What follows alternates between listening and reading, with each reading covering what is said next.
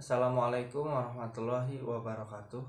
Perkenalkan, nama saya Nabi Sanudin dari kelas penjas 2C NPM 1921911112. Di sini saya akan menjelaskan tentang kerangka dasar kurikulum 2013.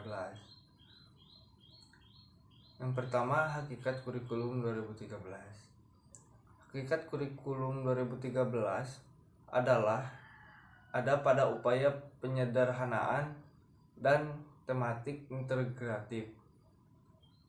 Kurikulum 2013 disiapkan untuk mencetak generasi yang siap di dalam menghadapi masa depan. Karena itu kurikulum disusun untuk mengantisipasi pengembangan masa depan dan bertujuan untuk mendorong peserta didik atau siswa mampu lebih baik dalam melaksanakan observasi, bertanya, bernalar, dan mengomunikasikan atau mempresentasikan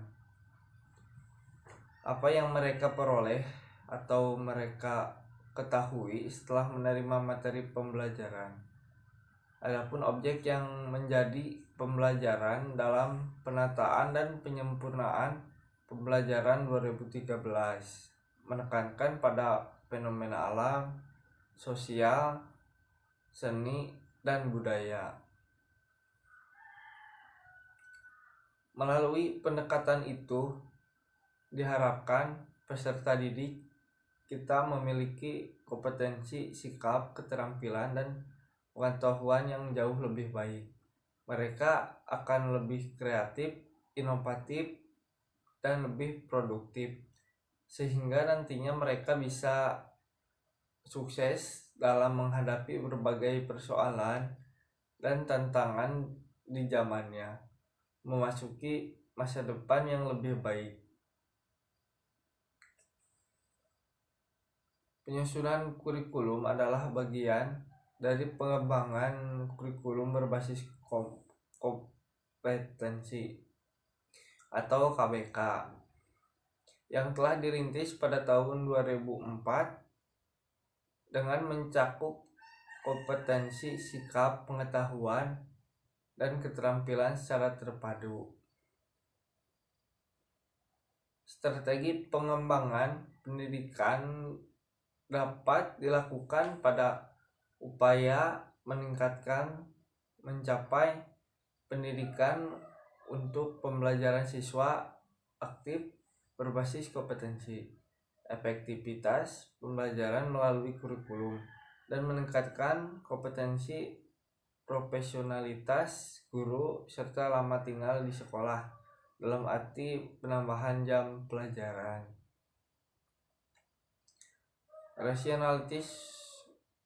Rasionalitas penambahan jam pelajaran dapat dijelaskan bahwa perubahan proses pembelajaran dari siswa diberitahu menjadi siswa mencari tahu,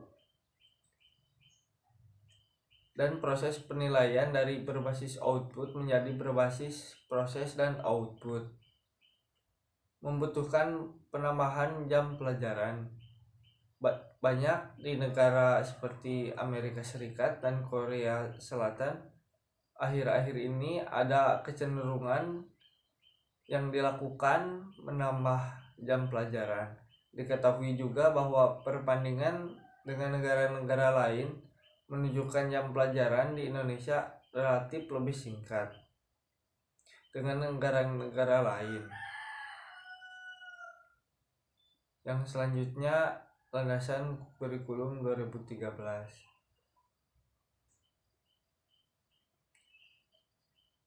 Kurikulum 2013 dikembangkan berdasarkan ketentuan yuridis yang mewajibkan adanya pengembangan kurikulum baru, landasan filosofis, dan landasan empirik.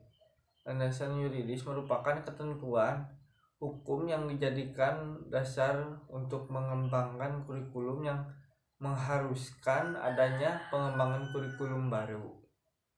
Landasan filosofis adalah landasan yang mengarahkan kurikulum kepada manusia yang akan dihasilkan kurikulum. Landasan teoritis memberikan arahan berdasarkan pelaksanaan kurikulum yang sedang berlaku di lapangan.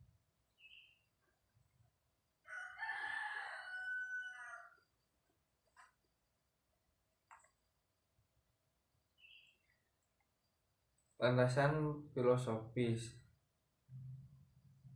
Pendidikan nasional berfungsi mengembangkan dan membentuk watak serta peradaban bangsa yang bermartabat dalam rangka mencerdaskan kehidupan bangsa, yaitu pada Undang-Undang Dasar Republik Indonesia Nomor 20 Tahun 2003 tentang Sistem Pendidikan Nasional.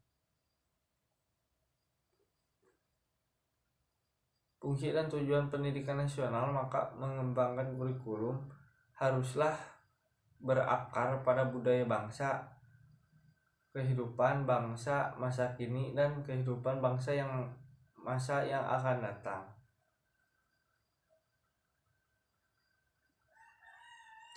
Pendidikan juga harus memberikan dasar bagi berkelanjutan kehidupan bangsa dengan segala aspek kehidupan yang mencerminkan karakter bangsa masa kini dan masa yang akan datang. Oleh karena itu, konten pendidikan yang mengembangkan kurikulum tidak berupa prestasi besar bangsa di masa lalu semata, tetapi juga hal-hal yang berbagai perkembangan baru dalam ilmu, teknologi, budaya, ekonomi, sosial, politik yang dihadapi masyarakat, bangsa, dan umat manusia dikemas dengan konten pendidikan. Konten pendidikan dari kehidupan bangsa masa kini memberikan landasan bagi pendidikan untuk selalu terkait dengan kehidupan masyarakat dalam berbagai aspek kehidupan. Kemampuan berpartisipasi dalam membangun kehidupan bangsa yang lebih baik dan memposisikan pendidikan sebagai suatu yang tidak lepas dari lingkungan sosial dan budaya alam. Yang selanjutnya, landasan yuridis. Secara konseptual, kurikulum adalah suatu respon pendidikan terhadap kebutuhan masyarakat dan bangsa dalam membangun generasi muda bangsa. Secara pedagogis, kurikulum adalah rancangan pendidikan yang memberikan kesempatan untuk peserta didik mengembangkan potensi dirinya dalam suatu suasana belajar yang menyenangkan dan sesuai dengan kemampuan dirinya. Dan secara yuridis, kurikulum adalah suatu kebijakan publik yang didasarkan kepada dasar filosofis bangsa dan keputusan yuridis di bidang pendidikan.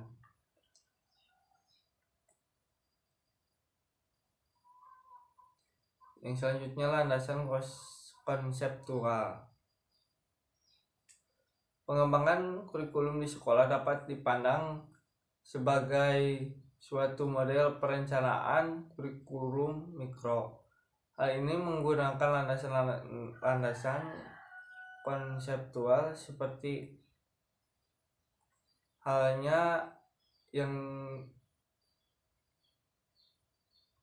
yang digunakan dalam penyusunan kurikulum makro. Secara umum, konsep yang berhubungan dengan pengembangan kurikulum dapat ditelusuri dari proses pengembangan itu sendiri. Sekaitan dengan hal ini, kita berpedang pada suatu konsep bahwa pada mulanya kurikulum merupakan ide yang perancangnya tentang bentuk penyelenggaraan pendidikan di sekolah.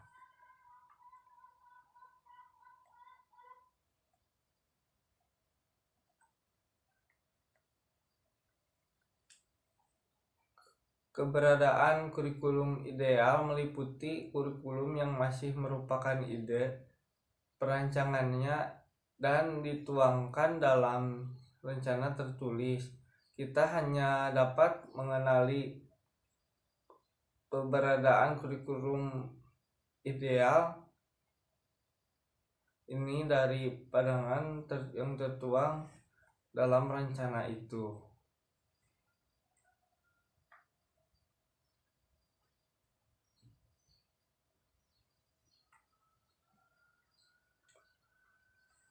Yang ketiga, prinsip pengembangan kurikulum 2013.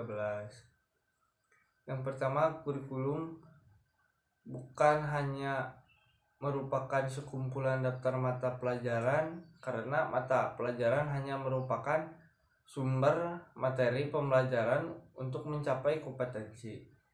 Atas dasar prinsip tersebut, maka kurikulum sebagai rencana adalah rancangan untuk konten pendidikan yang harus dimiliki oleh seluruh peserta didik setelah menyelesaikan pendidikannya di satu-satuan atau jenjang pendidikan.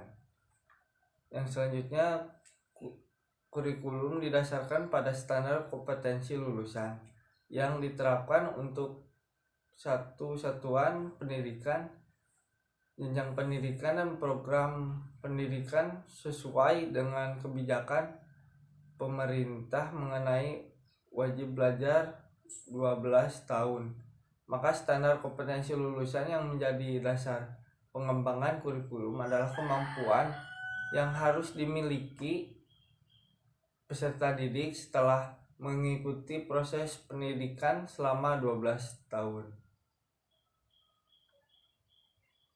Yang selanjutnya, kurikulum didasarkan atas prinsip bahwa setiap sikap, keterampilan, dan pengetahuan yang dirumuskan dalam kurikulum berbentuk kompetensi dasar dan dapat dipelajari dan dikuasai oleh setiap peserta didik sesuai dengan kaedah kurikulum berbasis kompetensi.